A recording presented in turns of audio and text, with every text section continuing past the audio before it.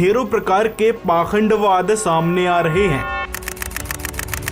इसी प्रकार आज के समय में जो धंधा चल रहा है, जो सबसे फेमस हो चुका है, वो है धर्म का धंधा।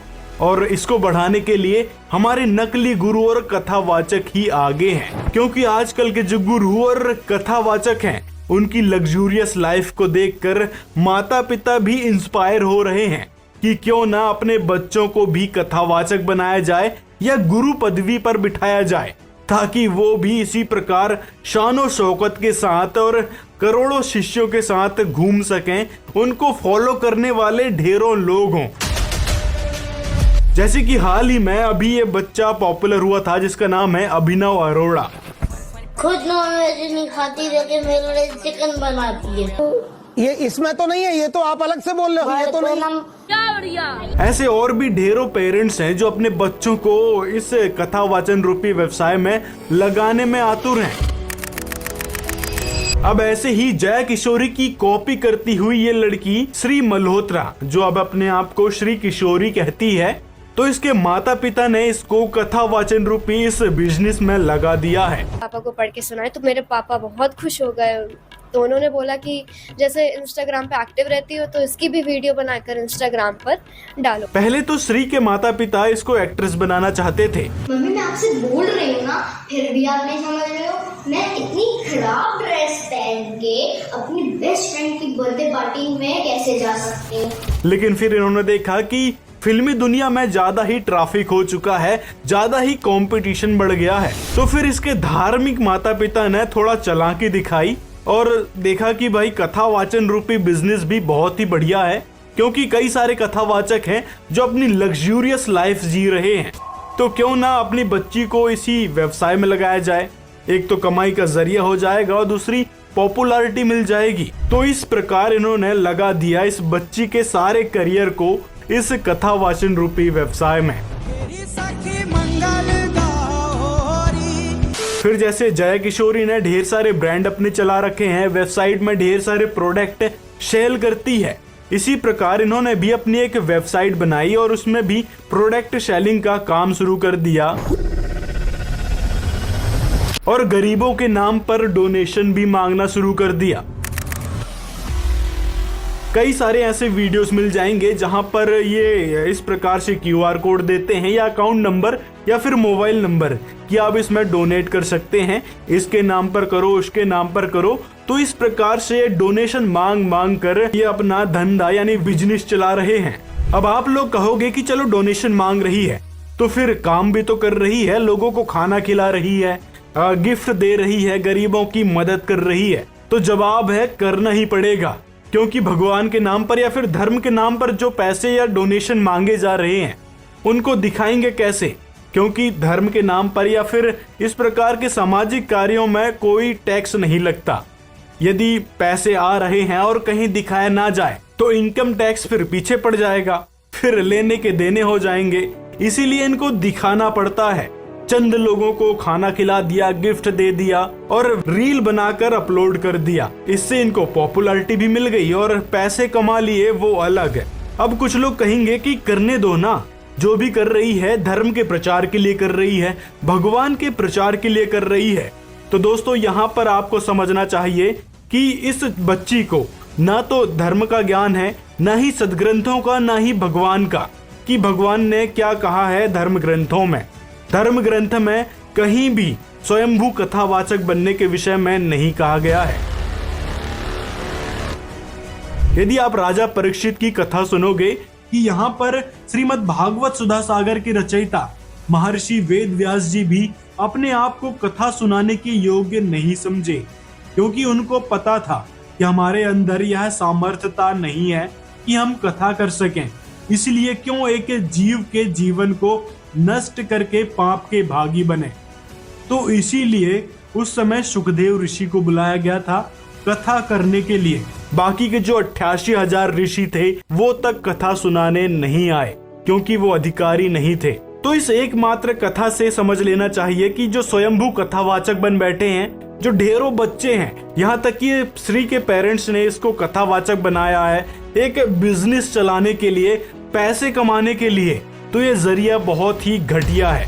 क्योंकि इस कथा से साफ तौर पर पता चलता है कि अधिकारी ही कथा कर सकता है, जिसे तत्वदर्शी संत कहा गया है। जो तत्वदर्शी संत की शरण में जाकर उनसे ज्ञान उपदेश लेगा, तत्व ज्ञान ग्रहण करेगा, उससे ही लाभ होगा, ना कि ऐसे स्वयंभू कथावाचक बन बैठे गुरुओं से कथा सुनने से कोई लाभ होने वाला नहीं है। यह हमारे पवित्र सदग्रंथों में पहले ही बता दिया गया है। तो अब दोस्तों आप यहीं से समझ सकते हैं, जो लोग इसके सामने माथा रगड़ रहे हैं, अपने दुखों को बयान कर रहे हैं कि हमको ये समस्या है, ठीक कर दो। एक ही नहीं, और भी ढेर सारे केस हैं जो इसके सामने आते हैं, अपनी समस्या बताते हैं और बोलते हैं कि हमारी समस्या दूर करो। तो दोस्तों आप ही विचार करो कि क्या ये बच्ची लोगों की समस्या दूर कर सकती है? ना ही इसके पास कोई आध्यात्मिक शक्ति है, ना ही आध्यात्मिक ज्ञान, ना ही भगवान की जानकारी, ना ही सदग्रंथों की जानकारी। तो फिर किस प्रकार से ये लोगों की समस्या दूर कर सकती है? और इसका जवाब भी सुन लो। हम ये चाहते हैं बस घर में शांति बनी रहे और हमारा परिवार जैसा हम सोच रहे हैं वैसा। बिल्कुल, मैं राधा रानी से प्रार्थना करती हूँ कि आपके जीवन में कभी कोई कष्ट ना आए, सब हमेशा कुशल मंगल रहे। तो इससे ही आप समझ लो, जो ये कहने लग रही है कि राधा रानी से प्रार्थना करूंगी, तो क्या वो भक्त राधा रानी से प्रार्थना नहीं कर सकता? वो स्वयं ही कर सकता है। फिर इसके पास क्यों आता यदि प्रार्थना ही करना होता? भाई वो समस्या बता रहा है तो उसका सॉल्यूशन दो। और क्या कहा था इसने? आपका बेटा सार्थक भी बहुत उन्नति करे अपने जीवन में, खूब अच्छा पढ़े लिखे। हाँ, पहले खुद तो स्कूल हो आओ, फिर दूसरों को बोलना कि पढ़ाई लिखाई करवाओ उसको, ये वो दंड फन। जब खुद ही को स्कूल नहीं जाना है, ऐसे अपना बिजनेस चलाना है, तो फिर दूसरों को ज्ञान देने का क्या मतलब है? उनको भी बोलो भाई पढ़ाई लिखाई छोड़ो और आओ इस बिजनेस में, बहुत ही स्कोप है इसमें, लग्जूरियस लाइफ जीने को मिलेगा, खूब कमाई है। ऐसी शिक्षा दो फिर उसको भी। और यही नहीं, एक भाई ने श्री के माता पिता से बात करी थी इस कथा को करवाने के लिए, तो इन्होंने बताया कि 7 दिन की कथा का 2.5 लाख रुपए चार्ज करते हैं। इस तरह से ये चीजें रहती हैं, तो करीब मान के चलिए 2.25 से 2.5 के बीच का बजट रहता है। तो उसमें सारा चीजें इंक्लूड रहती हैं हमारी, मतलब फिर हमारा उसमें ट्रैवलिंग का एंड ऑल सब चीजें रहती हैं, वो हम अपने आप फिर देखते हैं। और यदि आप 1 दिन की कथा करवाते हैं तो उसका 2.25 लाख रुपए चार्ज करते हैं। 1 दिन के लिए अगर जैसे आप चाह रहे हैं तो उसमें किशोरी जी आती हैं, जैसे दिन का उनका प्रवचन होता है प्रॉपर, ठीक है, 3-3.5 घंटे का, मान के चलो 3 घंटे का ऐसे रहता है, वो सारी चीजें होती है। तो करीब आपका 2.25 लाख रुपए का करीब पैकेज रहता है। और ऐसे ऐसे 1-2 नहीं, ढेरों बच्चे कथावाचक बन चुके हैं और लोगों को ज्ञान परोसने लग रहे हैं। वही सुनी सुनाई कथाएं, थोड़ी बहुत पढ़ी लिखी जो पेरेंट्स ने सिखाई है, वो कथाएं आगे लोगों को सुना रहे हैं। औलाद की खातिर किसी का हक मत खाओ, औलाद काबिल हुई तो खुद कमा लेगी। एक धन लेंगे हम आप सबों से, कौन कौन हमको धन देगा, दक्षिणा देगा, हाथ ऊपर करो। जीवन के 2 रास्ते हैं, आफ्टर एजुकेशन या तो वैराग्य ले लो। दोस्तों दोष इन बच्चों का भी नहीं है, दोष है नकली गुरुओं का, कथावाचकों का, जो स्वयंभू कथावाचक बन बैठे हैं, अपनी लग्जूरियस लाइफ को दिखाते हैं, मनमानी कथाएं सुनाते हैं, न ही सदग्रंथों को पढ़ने की सलाह देते हैं। और दूसरे दोषी हैं इनके माता पिता, जिनको भगवान का बिल्कुल भी डर नहीं रहा है, जिन्होंने धर्म के नाम पर इस प्रकार की ड्रामेबाजी अपने बच्चों से करवाना शुरू कर दिया है।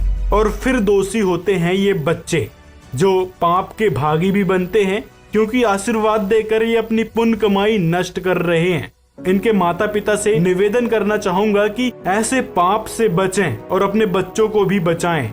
संत रामपाल जी महाराज एकमात्र तत्वदर्शी संत हैं, जो पवित्र सदग्रंथों के अनुसार सत्य भक्ति विधि बता रहे हैं, जिनके बारे में गीता अध्याय 4 श्लोक 34 में बताया गया है कि उस तत्वदर्शी संत की शरण में जा, उसके द्वारा बताए तत्व ज्ञान के जरिए ही उस सनातन परम धाम को प्राप्त किया जा सकता है, उस पूर्ण परमात्मा को पाया जा सकता है, जिसके बारे में गीता अध्याय 18 श्लोक 62 और 66 में बताया गया है। तो आज के समय में वास्तविक यथार्थ विधि संत रामपाल जी महाराज ही दे रहे हैं। इस धर्म के नाम पर धंधा करने में कोई फायदा नहीं है, बल्कि नुकसान ही आप अपना कर रहे हैं, क्योंकि लोगों को ठगना एक बहुत बड़ा पाप बताया गया है सनातन धर्म में।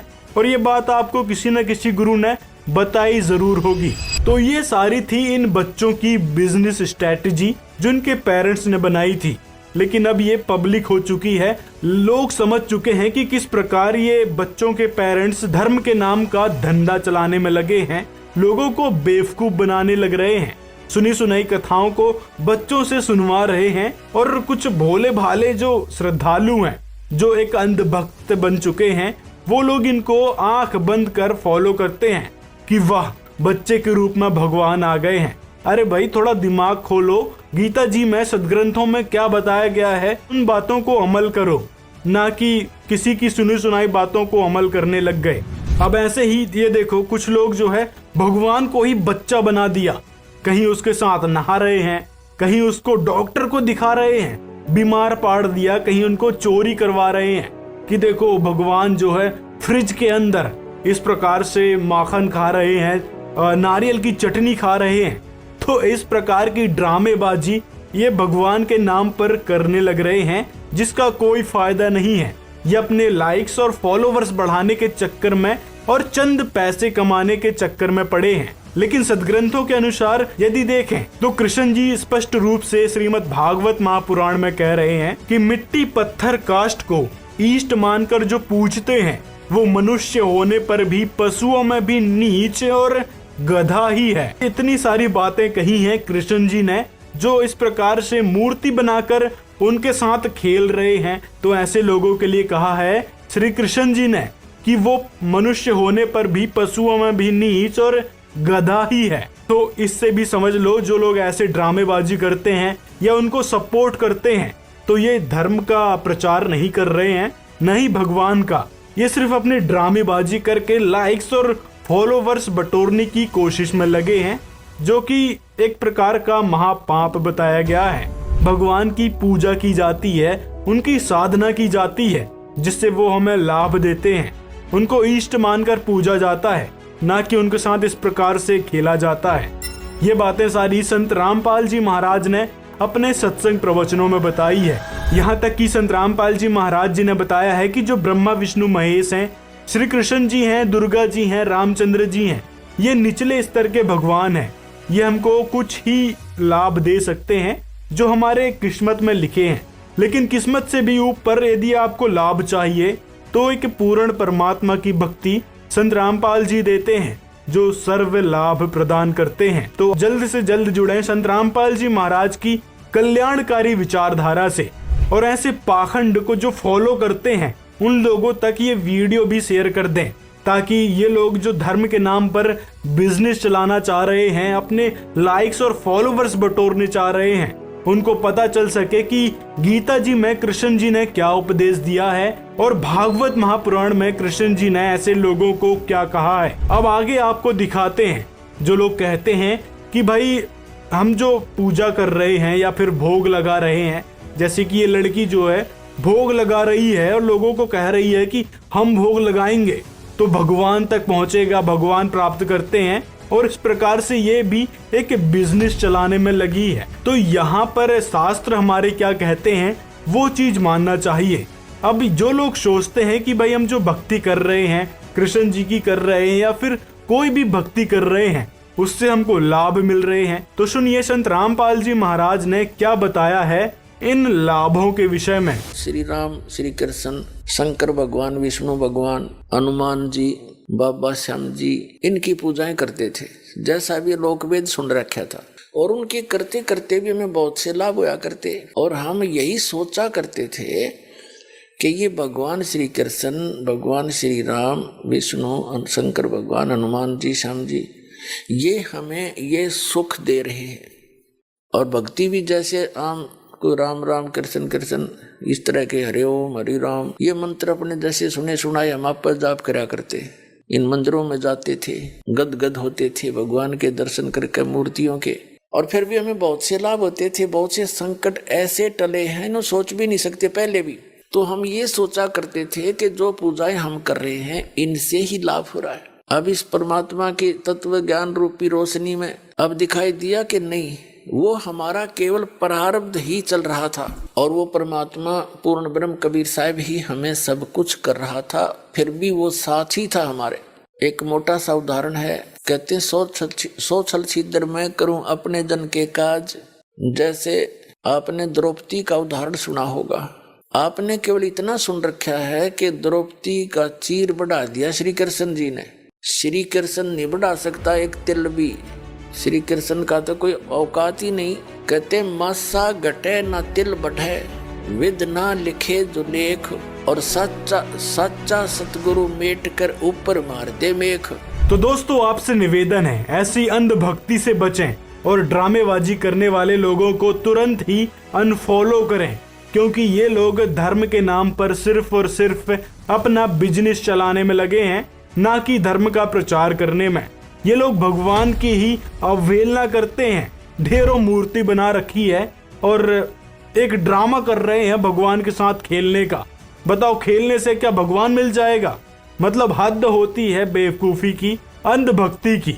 तो आज ही जुड़े संत रामपाल जी महाराज की कल्याणकारी विचारधारा से, जिन्होंने इस प्रकार के पाखंड को जड़ से समाप्त किया है, जो हमारे नकली कथावाचक और गुरुओं ने फैलाया था। तो दोस्तों ये थी इन बाल कथावाचकों की सच्चाई, जो मीठी मीठी बातें करके लोगों को चंद श्लोक पढ़कर सुना देते हैं और लोग मान बैठते हैं कि भाई वाह क्या बात कह दी, मतलब ये तो भगवान से मिलवा ही देगी। लेकिन ढेरों फिल्टर लगाकर और चंद श्लोकों को पढ़कर लोगों को सुनाने से सिर्फ और सिर्फ पैसे कमाए जा सकते हैं, भगवान को नहीं पाया जा सकता। भगवान को पाने के लिए केवल संत रामपाल जी महाराज द्वारा बताई सत्य भक्ति विधि अपनानी पड़ेगी, जो कि ऐसे ये नकली गुरुओं के पास तो है ही नहीं। ये लोग सिर्फ दुनिया को, जनता को और भोले भाले भक्त समाज को भ्रमित करने में तुले हैं। तो दोस्तों आपकी क्या राय है ऐसे लोगों के बारे में? आप अपनी राय कमेंट में जरूर बताएं।